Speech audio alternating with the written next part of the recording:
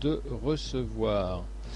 Les réfugiés libyens continuent d'affluer en Tunisie. Au poste frontière de Deniba, dans le sud de la Tunisie, le flot de réfugiés libyens ne tarissait pas dimanche le matin, la police tunisienne ayant enregistré la veille le chiffre record de 4 970 personnes en une journée.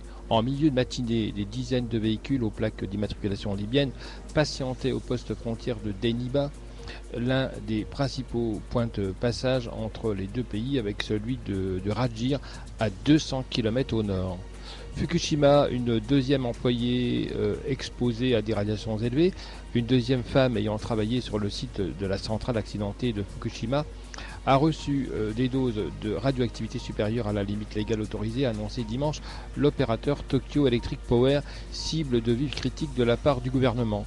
Cette femme, âgée d'une quarantaine d'années et qui fait partie de l'équipe médicale, a été exposée pendant 3 mois à des radiations de 7,49 millisieverts, alors que la limite maximale autorisée pour les femmes est de 5 millisieverts sur 3 mois.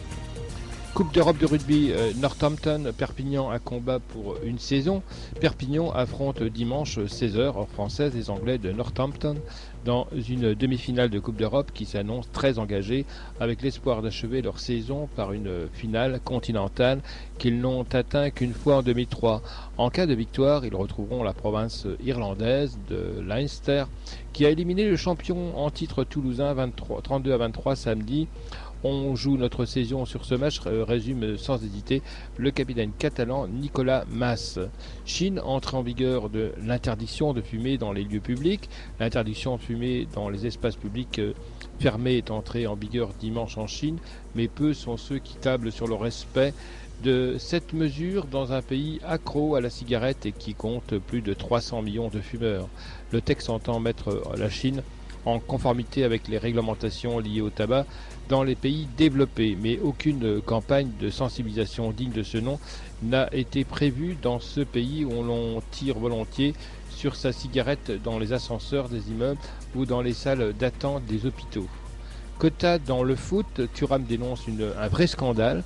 Lilian Thuram, ex-défenseur et recordman de sélection en équipe de France, a estimé que l'affaire du quota révélée par le site Mediapart représentait un vrai scandale et que le cas des binationaux soulevé par Laurent Blanc était un faux problème dimanche sur la chaîne de télévision TF1.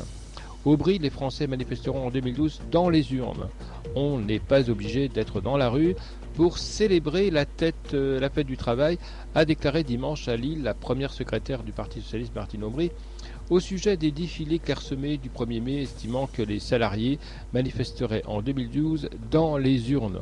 On n'est pas obligé d'être dans la rue. Les Français manifesteront en 2012 dans les urnes pour dire ce qu'ils pensent de ce gouvernement qui a oublié la République, l'égalité, le pouvoir d'achat, l'emploi et les services publics, a déclaré la maire de Lille avant le départ du cortège dans sa ville. Mariage princier, les raisons d'une fascination. Pourquoi une telle fascination ? Historiens, sociologues, chroniqueurs royaux et aficionados, chacun y va de son explication, plus ou moins élaborée, plus ou moins convaincante, sur l'incroyable impact planétaire du mariage du prince William et de Kate. Le Premier ministre David Cameron a fourni une lecture socio-psychologique du branle-bas de combat national. Nous, les Britanniques, sommes plutôt réservés, mais quand on s'y met, c'est pour de bon. L'audimat cumulé des chaînes nationales indique que 70% des Britanniques ont regardé l'événement. Le muguet, pas plus cher, mais de très mauvaise qualité. Le bouquet de muguet se vendait dimanche à des prix comparables à l'an dernier, mais était d'une très mauvaise qualité, au dire même des vendeurs, en raison d'une floraison bien que plus précoce que d'ordinaire dans la rue piétonne Montorgueil, dans le 2e arrondissement de Paris. Une quinzaine de vendeurs à la sauvette proposaient des bouquets avec ou sans rose autour de 2 à 3 euros. Jean-Louis Debré, il faut accepter l'immigration légale. Le président du Conseil constitutionnel, Jean-Louis Debré, a estimé dimanche sur la radio J que la France devait accepter l'immigration légale car c'est une terre d'accueil et parce qu'elle en a besoin.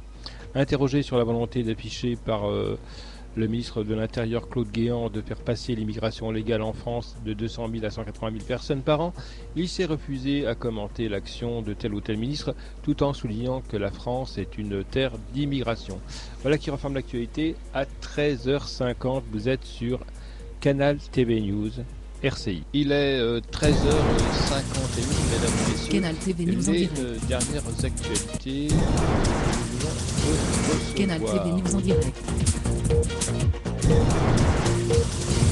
Canal TV News en direct.